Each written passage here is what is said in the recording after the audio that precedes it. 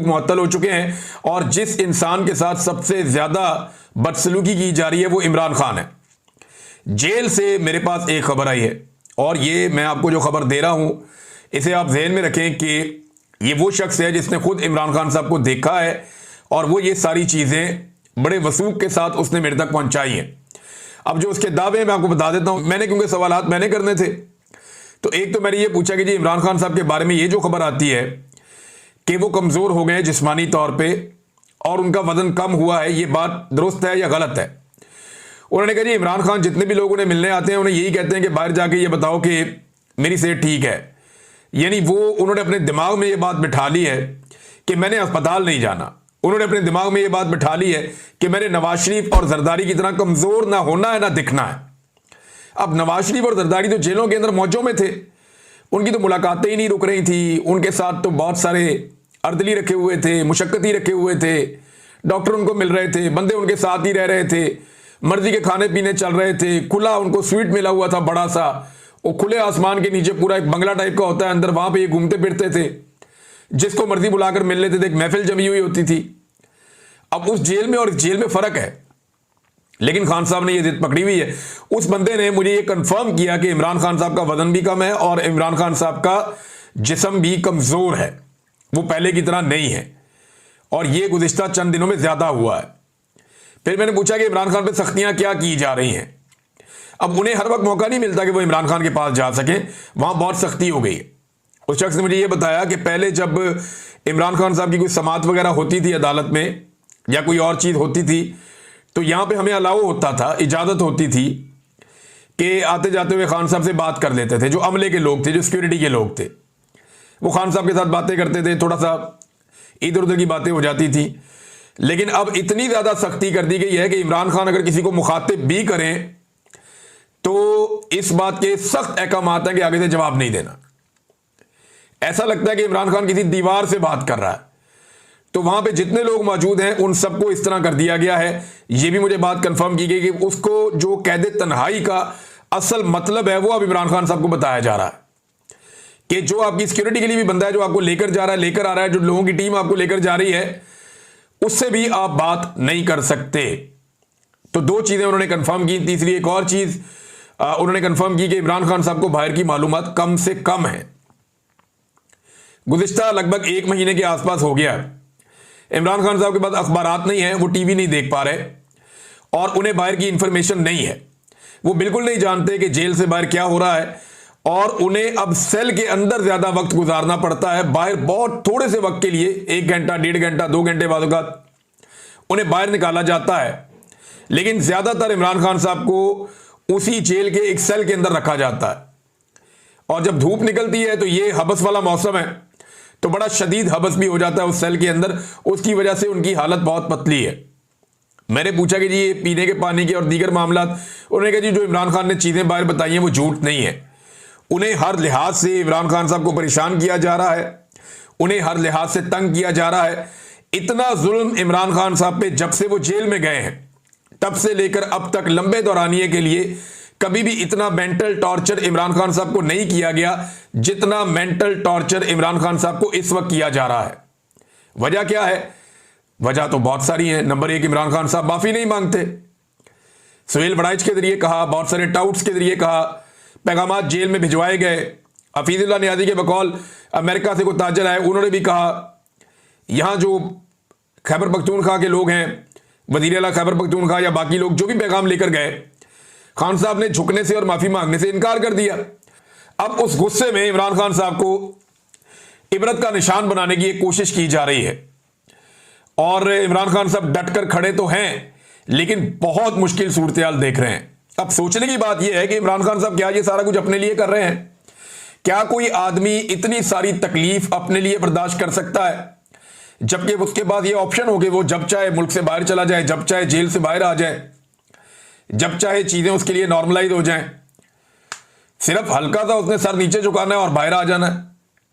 लेकिन वो आदमी डटकर अगर खड़ा है तो कौम के लिए खड़ा है और जो उसकी अपनी पार्टी है वो इन चीजों को ऐसा लगता है कि आहिस्ता आहिस्ता नॉर्मलाइज होता हुआ देख रही है। फैमिली जो है वो बड़ा जोर लगाती रहती है, वो कोशिश करती रहती है वो इधर टक्कर मारते हैं, उधर मारते हैं, वो कोशिश करते हैं किसी तरह इमरान खान साहब तक एक्सेस हो जाए, कोई इंसाफ मिल जाए। जबकि जो पार्टी के लोग हैं उनके अंदर तो बिल्कुल वो एक अलग तरह का है। तो इमरान खान साहब की सेहत के हवाले से मैं आपको ये बताऊं कि वो बीमार तो नहीं है, वो खुद कहते हैं कि मैं ठीक हूं, लेकिन उनका वजन भी कम हुआ है और उनको शदीद मेंटल टॉर्चर इमरान खान साहब को किया जा रहा है कि वहां पे जहां चंद मिनट गुजारना मुश्किल है, वहां पे इमरान खान साहब को 22-22 घंटे अंदर रखा जाता है और उन्हें पढ़ने के लिए कोई किताब भी नहीं दी जाती कि जिसे पढ़ के वो अपना वक्त पास कर लें। तो ये इमरान खान के साथ किया जा रहा है और ये कर कौन रहा है? मिलिट्री एस्टेब्लिशमेंट कर रही है।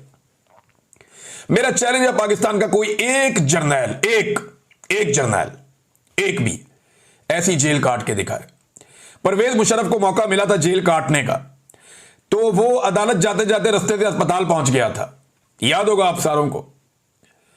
तो कोई भी जर्नैल जेल नहीं काटता, कोई भी जर्नैल जेल काट नहीं सकता। जनरल फैद हमीद को बज़ाहिर दुनिया को दिखाने के लिए पकड़ा हुआ है, लेकिन जो खबरें आ रही हैं उसके मुताबिक वो एक बेहतरीन मैस के अंदर जिंदगी गुजार रहा है। उसके खानदान वालों से मुलाकातें भी करवाते हैं। यानी अपना जर्नैल पकड़ा हुआ तो कहते शानदार तरीके से रखा हुआ है, शाहाना अंदाज में रखा हुआ है। जो खबरें उसके बारे में आती हैं बाहर निकल के, उसके अंदर तो बहुत अच्छी अच्छी चीजें हैं। लेकिन इमरान खान को, जो साबिक वजीर आजम है, जो सबका बॉस था इनका, उसको जेल में रखा हुआ है तो सिर्फ इसलिए कि वो एक सिविलियन है, सिर्फ इसलिए कि सिविलियन को कीड़े मकोड़े समझते हैं। तो पाकिस्तान के कीड़े मकोड़ों का सबसे बड़ा लीडर जो है उसको जेल में देखे किस हालत में रखा हुआ है। और ये मैं फर्स्ट हैंड नॉलेज की बुनियाद पे कह रहा हूं। मेरी जिस बंदे से बात हुई है वो मुझे और भी इंफॉर्मेशन देगा, वो इंफॉर्मेशन मैं आप तक पहुंचाऊंगा आने वाले वक्त में। जेल में ये हालात हैं इमरान खान साहब के। अब नाजरीन, एक और चीज मैं आपके सामने रखता हूं कि जिन्होंने इमरान खान को जेल में भेजा है और जिन लोगों को मुसल्लत किया गया इमरान खान की जगह पे, उन लोगों की आप हालत चेक करें कि कितनी पतली हो गई है। अवाम उनको मानती नहीं है, अवाम उन्हें तस्लीम करने पर तैयार ही नहीं है। यहां से टिकटॉकर गवर्नमेंट जो है पंजाब की, ये जापान के दौरे पर निकले और वहां जाके इन्होंने अवाम को चूना बेचना शुरू कर दिया। ये जिस जगह की इन्होंने तस्वीरें और वीडियोस लगाएंगे, जनाब ये कोई बंदरगाह है और वहां पे स्लोमोस चलाए गए, टिकटॉक बनाकर चलाए गए और भड़कीले लिबास पहन के सारे लोग अलग अलग किस्म के वो वहां फिर रहे थे और बता रहे थे कि जनाब ये हमने बंदरगाह का दौरा किया है। वो पता चला जी वो पब्लिक पार्क है, वो बंदरगाह नहीं है। वहां पे ओवरसीज पाकिस्तानियों ने मुझे फोन करके भी बताया और कुछ वहां पे कैमरा लेकर पहुंच भी गए। उन्होंने बताया जी पीछे जो ये शिप खड़ा हुआ है इसके अंदर बैठ के आप खाने शाने खा लेते हैं। और दूसरे जो यहाँ पे जहाज वहाज आते हैं ना, ये कोई बंदरगाह नहीं है, ये कोई पोर्ट नहीं है, ये सिर्फ और सिर्फ इसलिए है कि यहां से लोग सैर करने के लिए जाते हैं, बस शिप्स के अंदर बैठ के क्रूज वगैरह आ जाते हैं, लोग सैर करते हैं, लोग इंजॉय करते हैं और कुछ ऐसा नहीं है यहाँ पे। तो नाजरीन, एक तो ये इन्होंने 2 नंबरी की। दूसरा, हर जगह क्योंकि पाकिस्तानी पहुंच जाते थे, ये जा भी जाते थे, तो पाकिस्तानियों ने इनके नाक में दम किया हुआ था। लिहाजा इन्होंने अपनी गुड्डी चढ़ाने के लिए वहां पे जो इंतजामिया उससे रब्ता कर लिया, सिक्योरिटी इदारों से, और एम्बेसी को इन्होंने साथ मिलाया हुआ था। तो उन्हें यह बताया गया कि जनाब हमारी जान को खतरा है, यहां पे मरियम नवाज साहब आई हुई हैं, ये बड़ी जनाब कोई मकबूल लीडर है, लिहाजा यहां पे जो पाकिस्तानी है उनसे इनकी जान को खतरा है। तो उन्होंने कहा जी जान को खतरा है, कैसे खतरा है, जान को क्या हुआ ऐसा? जी ये हमारे पीछे पीछे आते हैं। पीछे आते हैं, कोई मारता तो नहीं है, तो जान को खतरा कैसे हो गया? अब वो तो सीधा सीधा मुल्क है, वहां पे तो सिक्योरिटी के बड़े जबरदस्त इंतजाम हैं और वहां पे क्राइम रेट जो है वो आप सब जानते हैं, जापान दुनिया का बेहतरीन मुल्क है इन मामलात में। एक एक चीज उनकी रिकॉर्ड के ऊपर होती है और उनका अपना एक जमहूरी तरीकाकार है। तो उन्होंने जब इनकी बातें सुनी तो उन्होंने इनको, एक तो ये जहां पे थे अब वहां पे नहीं है, मरियम नवाज एंड कंपनी, ये जहां पे गए थे जापान में, ये वहां पे नहीं है, ये कहीं और शिफ्ट हो गए हैं और इनको उन्होंने अपनी सिक्योरिटी में ले लिया है। तो बहुत सारे ऐसे प्रोग्राम जिनमें टिकटॉक्स बनने थे, बहुत सारी ऐसी जगह जिनके बारे में झूठे दावे किए जाने थे कि जनाब ये भी और ये भी, ये फलां दौरा हुआ, ये फलां दौरा हुआ। तो जितनी नौसरबाजियां इन्होंने करनी थी वो सारी नौसरबाजियां इनकी कैंसिल हो गई।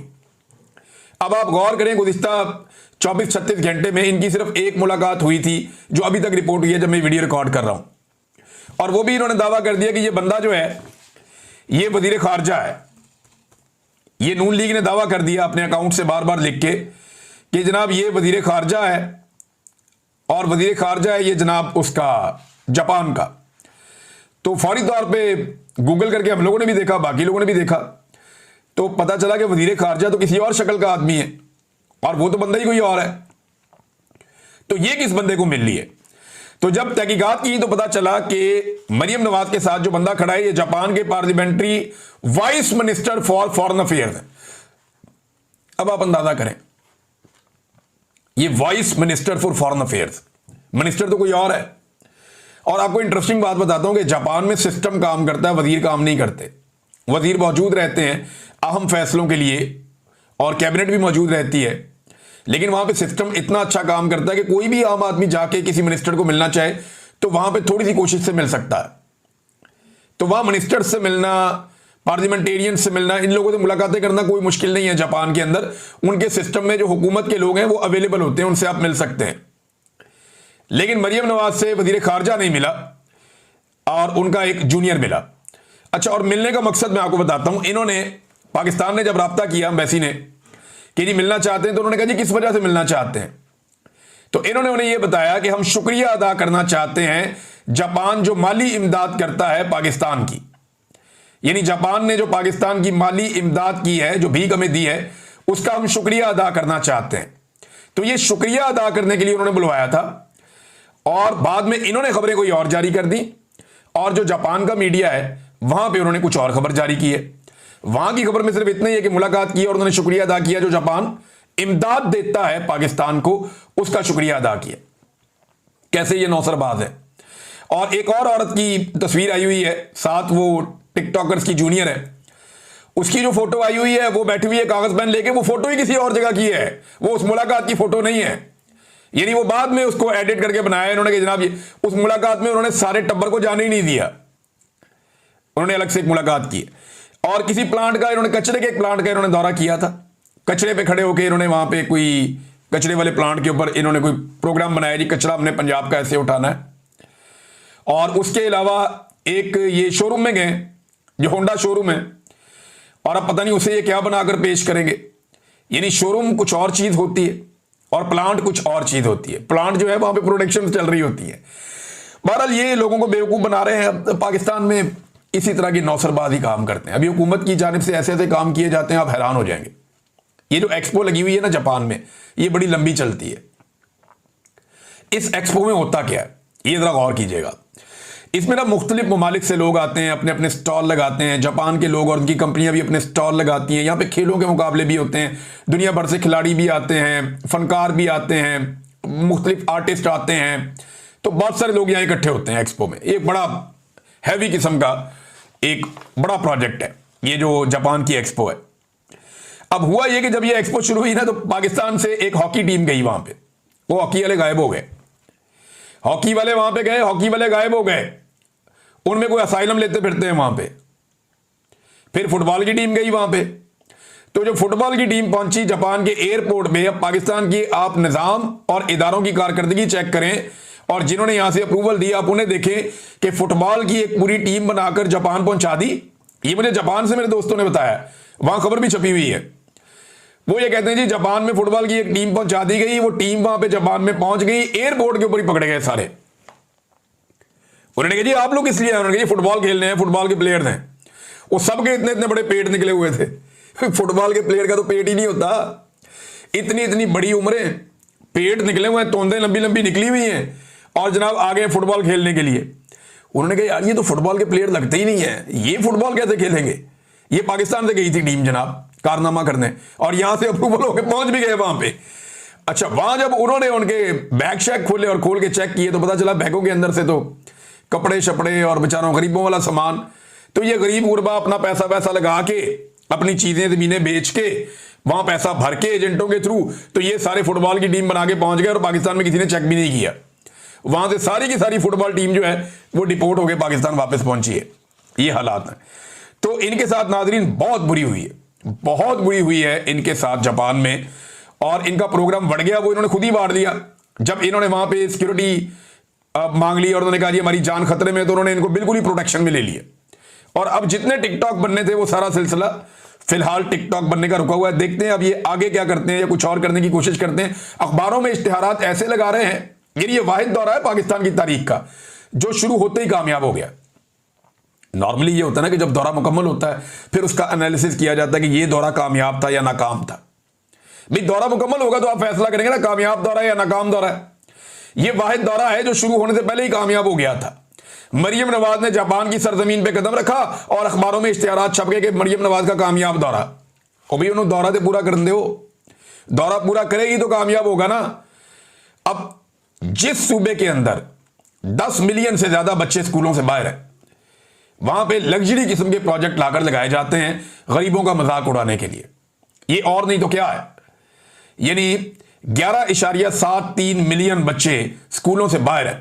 पूरे पाकिस्तान में 23 मिलियन है, उनमें से लगभग 12 मिलियन जो है वो पंजाब के बच्चे स्कूलों से बाहर हैं। अब जहां बच्चे स्कूलों से बाहर हैं वहां पे आप अखबारों के अंदर इश्तिहारात दे रहे हैं और ऐसे गैजेट्स लेकर आ रहे हैं जो गरीबों का मजाक उड़ाने के मुतरादिफ है। तो ये इनका खेल है, पुराना खेल रहे हैं और हमेशा से यही खेलते आए हैं। और एस्टेब्लिशमेंट को ऐसे ही नौसरबाज और इसी तरह के लोग पसंद हैं, क्योंकि एस्टेब्लिशमेंट के काम भी पूरे करते हैं ना। मिसाल के तौर पे मैं आपको बताता हूं, ये जरा तैनाती एक चेक करें कैसे हुई। रिटायर्ड जर्नैल की तैनाती, ये जो पीटीए के चेयरमैन बने हुए हैं जनाब मोहतरम major general retire Hafeezur Rehman साहब, बारिश आदमी है, ये पीटीए के चेयरमैन है और उन्होंने वो सारा कुछ किया पीटीए में रहते हुए जो उन्हें कहा गया। एस्टेब्लिशमेंट के कहने के ऊपर इन्होंने हर चीज को लब्बैक कहा। अभी जो जैज ने चूना लगाया हुआ उसके ऊपर ये कुछ नहीं करेंगे, क्योंकि पीटीए उसके अंदर खामोश है। अरबों रुपए का चूना लग गया कौम को। तो जब बाबर सत्तार साहब ने एक दिन पूछा था ना, ये एहतशाम कियानी साहब ने रिपोर्ट किया, बड़ा मजे का है। बाबर सत्तार साहब ने जब एक दिन पूछा वफाकी हुकूमत से, एडिशनल अटॉर्नी जनरल से पूछा कि जनाब आप ये बताएं कि ये चेयरमैन पीटीए आपने कैसे लगाया, इसका तरीका क्या है। तो उन्होंने बताया चेयरमैन पीटीए बनने के लिए जो वाहिद क्वालिफिकेशन है, सिर्फ एक क्वालिफिकेशन है, वो ये है कि पीटीए के बोर्ड का मेंबर होना चाहिए। तो ये जो बंदा अभी चेयरमैन पीटीए है ना, major general Hafeezur Rehman retire, उन्होंने कहा जी कि इनकी समरी मंजूर होने से एक दिन पहले इन्हें पीटीए का मेंबर एडमिनिस्ट्रेशन तैनात कर दिया गया था। लिहाजा एक दिन के लिए क्योंकि ये तैनात हुआ था तो फिर ये क्वालिफाई कर गया और वजीर आजम ने इनका नोटिफिकेशन निकाल दिया। ये शर्त पता क्यों रखी गई थी कि मेंबर पीटीए होना जरूरी है, ताकि वो बेसिक क्वालिफिकेशन पूरी करता हो और मेंबर पीटीए के तौर पे उसने लंबा काम किया हो, उसको आइडिया हो, लिहाजा उसको वहां से लाके लगाया जा सकेगा। लेकिन इनकी 2 नंबरी चेक करें कि एक दिन पहले उसका एक नोटिफिकेशन किया कि ये मेंबर है और अगले दिन उसको चेयरमैन लगा दिया। ये अदालत में जाकर बताया था। तो इस तरीके से तो जर्नैलों को नवाजा जाता है सिस्टम में। और फिर फैसल बाटा जैसे लोग आते हैं और आकर धमकियां लगाते हैं। वो ये कहते हैं सिस्टम डंडे से ही चलेगा, जिसे हजम नहीं होता उसके लिए हाथ में वाली गोलियां हैं। ये वो गोलियां हैं जो 26 नवंबर को इस्लामाबाद डी चौक में चली थी। सिस्टम डंडे से चलेगा, यानी इन लोगों को शर्म भी नहीं आती, अपने आप को जमहूरी कहते हैं। और ये एस्टेब्लिशमेंट की बुनियाद के ऊपर आकर एस्टेब्लिशमेंट के कंधों पर बैठ के आके ये कहते हैं जनाब कि सिस्टम डंडे से चलेगा और जिसे हजम नहीं हो रहा उसके लिए गोलियां हाजमे वाली। कैसी धमकियां हैं जो पाकिस्तान की एस्टेब्लिशमेंट पाकिस्तान की अवाम को कीड़े मकोड़े समझते हुए बराह रास्त लगा रही है। क्या पाकिस्तान के लोग अब भी सोते रहेंगे?